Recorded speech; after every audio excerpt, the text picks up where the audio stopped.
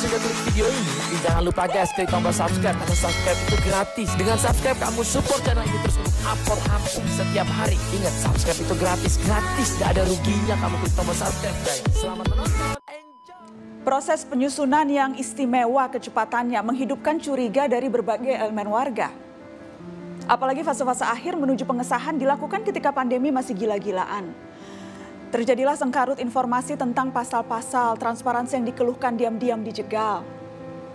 Walau tak mudah menjernihkan problem Undang-Undang Cipta Kerja, mari kita tetap mendiskusikan. Inilah Mata Najwa, mereka-reka Cipta Kerja. Bisa disepakati? Sepakat. Baik, terima kasih Bapak Ibu yang kami hormati. Tolong kami dikasih kesempatan. Saya sudah 1 menit.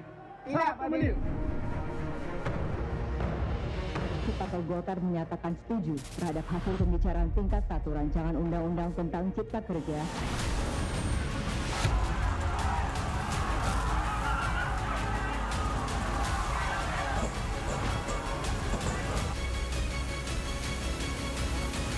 Undang-Undang 13 saja sangat lemah persoalan pengawasan dan penegakan hukum. Mayoritas banyak terjadi pelanggaran, dibiarkan saja. Itu yang sebenarnya dihendaki oleh rakyat.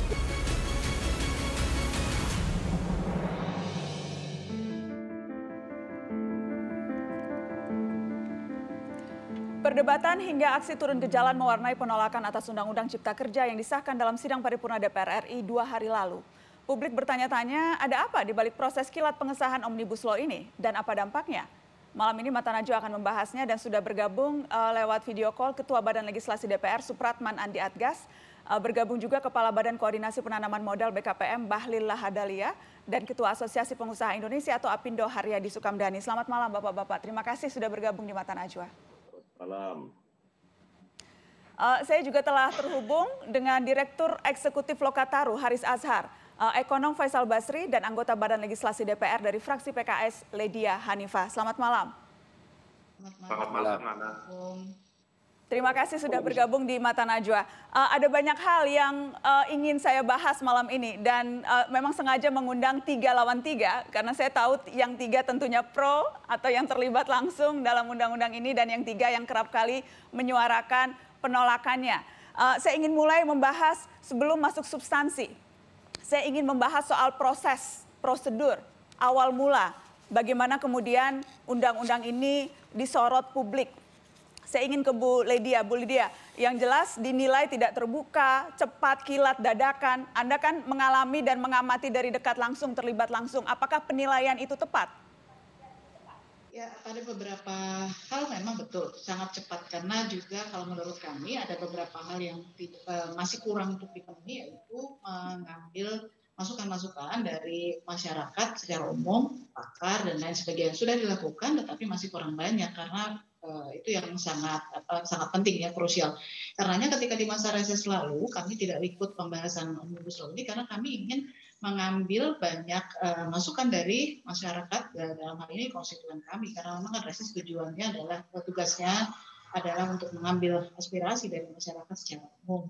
Jadi ini persoalan yang sangat penting karena memang kemudian mengelola 79 undang-undang ini gak gampang Mbak Nana, karena ada banyak hal ya yang harus terkait satu sama lain, itu terkait dengan sinergi dan lain sebagainya. Menjadi kesulitan yang besar nanti buat kita semua karena misalnya kita di dalam rapat pembahasan tingkat 1 pengambilan keputusan juga belum menerima draft bersihnya pada saat sebelum membuat pandangan mini fraksi. Okay. Jadi saya khawatir sebenarnya hoax itu yang ada banyak sekarang ini lebih karena memang nggak pada megang draftnya itu gitu. Anda sampai sekarang belum pegang draftnya juga, Bu? Saya sampai tadi siang sudah minta, tapi belum dapat. Bahkan anggota DPR, anggota Balik belum dapat draftnya? Karena katanya masih diatur, dirapikan dalam hal-hal yang teknisnya, beberapa hal yang teknis yang belum. Baik, karena kami juga meminta dan belum dapat. Tadinya saya pikir, wah mungkin karena media belum dapat, tapi kalau bahkan anggota Baliknya sendiri juga belum dapat, maka itu perlu dijawab nanti. Tapi sebelum dijawab oleh Ketua Balik, saya ingin ke Bang Haris Azhar. Bang Haris, Anda menyebut Undang-Undang Cipta Kerja kecurangan legislatif. Kenapa Anda sampai memakai kata itu, kecurangan legislatif? Ya, itu sebetulnya ini fraud legislation process. Jadi kecurangan proses legislasi. Kenapa sejak awal tidak memenuhi prinsip-prinsip tata cara penyusunan peraturan perundang-undangan? Kita punya aturan hukum, aturan main soal itu. Salah satunya soal harus berkonsultasi, naskah akademiknya harus ada, mengukur problem sosiologis, lalu mengukur nilai yang harus digali. Dan itu harus turun ke masyarakat, dan itu harus ketemu dengan para ahli, dan itu harus mengumbar, harus royal, harus membagi-bagikan naskahnya, idenya, mengambil dari masyarakat. Yang terjadi adalah sampai beberapa bulan yang lalu, sejak mulai diluncurkan ide bahwa akan ada omnibus law, yang muncul adalah ketertutupan.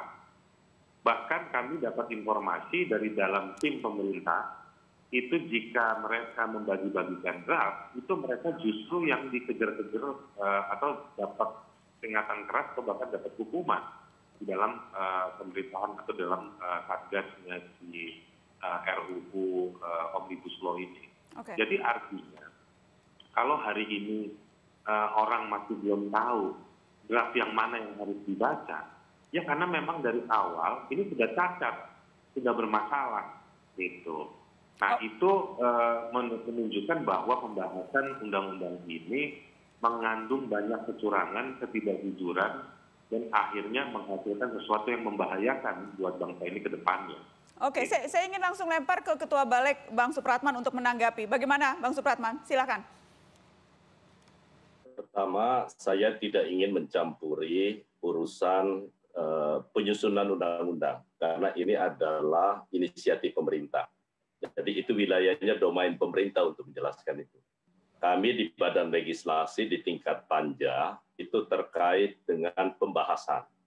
Nah, oleh karena itu, saya ingin menyampaikan terlebih dahulu apresiasi kepada Presiden Jokowi yang telah dengan berani mengambil sebuah metode atau yang kita kenal dengan Omnibus Law dalam rangka mengharmonisasi dan sinkronisasi terhadap keseluruhan regulasi kita yang memang di berbagai macam produk undang-undang di sektor-sektor KL itu saling tumpang tindih.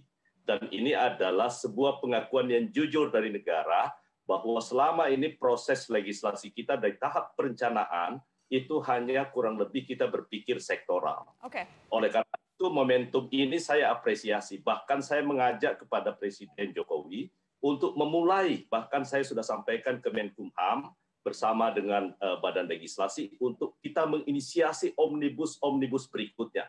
Karena ini adalah satu-satunya cara untuk menyelesaikan sengkarut perencanaan politik hukum nasional kita dalam berbagai sektor yang saling bertimbangan. Ya, Anda bahkan merasa puas dan mengusulkan agar ada omnibus law yang lain. Tetapi bagaimana? Saya belum bicara substansi, Mbak Nana. Ya. Saya nggak bicara substansi, tapi saya harus patut memberi apresiasi di tahap itu. Bang Supratman, bagaimana dengan kritikan-kritikan yang tadi didengarkan, bahkan menuduh, bahkan ada tudingan ini ada kecurangan legislatif, prosesnya tidak terbuka, kilat, bahkan sampai sekarang draft yang sudah disahkan di sidang pun belum dipegang oleh anggota Balik sendiri. Mbak Nana, saya bersyukur malam ini karena yang dihadirkan itu Mbak Lydia. Kenapa? Karena kalau anggota DPR yang lain yang tidak ikut serta dalam pembahasan, itu justru akan fraud hasilnya. Jadi mudah kami saling mengkonfirmasi. Jangan lupa, saya sebagai Ketua Panja bahkan mempercayakan kepada Mbak Lydia bersama dengan Pak Andreas untuk secara dengan teliti betul, karena saya tahu Mbak Lydia itu orangnya detil. Jangan sampai ada penyelundupan pasal ataupun penyelundupan norma. Bahkan di awal di tim kecil yang kami bentuk di tim perumus, bahkan saya meminta khusus kepada Mbak Lydia. Mbak Lydia, bantu saya kritisi, tolong catatan-catatan yang selama ini kita putuskan di tingkat panja, jangan sampai terlewatkan. Itu satu ya. Baik, artinya ditahan dulu Bang Supratman, mohon ditahan dulu supaya bisa langsung ditanggapi. Silakan Mbak Lydia. Ya betul, terima kasih kepercayaan yang sudah diberikan sama Pak Ketua. Karena memang pada dasarnya kita juga melakukan pengecekan, cuma memang karena keterbatasan nggak memungkinkan dalam tim perumus itu melakukan penyisiran ya, karena ada banyak sekali undang-undang yang ada di sana, maka menyebabkan memang pasti masih ada kelolosan dan kita bisa bayangkan, makanya itu jadi pada saat pembicaraan tingkat 1 saya mengawali sebelum pandangan mini fraksi mengawali bahwa lazimnya memang seharusnya draft itu sudah diberikan dulu. Meskipun diamanahkan kepada 2 orang, nggak akan bisa selesai. Karena ini sebetulnya harusnya dilakukan oleh banyak orang karena mengandung banyak sektor undang-undang itu sendiri. Karenanya memang menurut saya ini jadi bagian pelajaran juga sih buat kita Pak Ketua, karena bab-bab teknis gini dikhawatirkan, saya tidak membicarakan bahwa nanti ada yang hilang atau tidak. Tapi bahkan untuk melakukan sinergi satu dengan yang lainnya, itu kerumitan yang tersendiri ketika kemudian kita bicara soal omnibus, apapun juga itu memang itu jadi satu PR besar ya. Terkonfirmasi ya Mbak Nana ya, terkonfirmasi ya begitu kita akan lanjutkan sesudah pariwara setelah ini karena kemudian menjadi menarik. Kalau tadi bahkan yang Anda tugaskan begitu untuk merumuskan saja mengatakan waktunya terlalu mepet untuk merumuskan dan untuk mengsinkronisasi berbagai pasal yang jumlahnya luar biasa banyak itu. Bagaimana kita bisa tahu kualitasnya akan sesuai? Setelah pariwara, tetap di sini.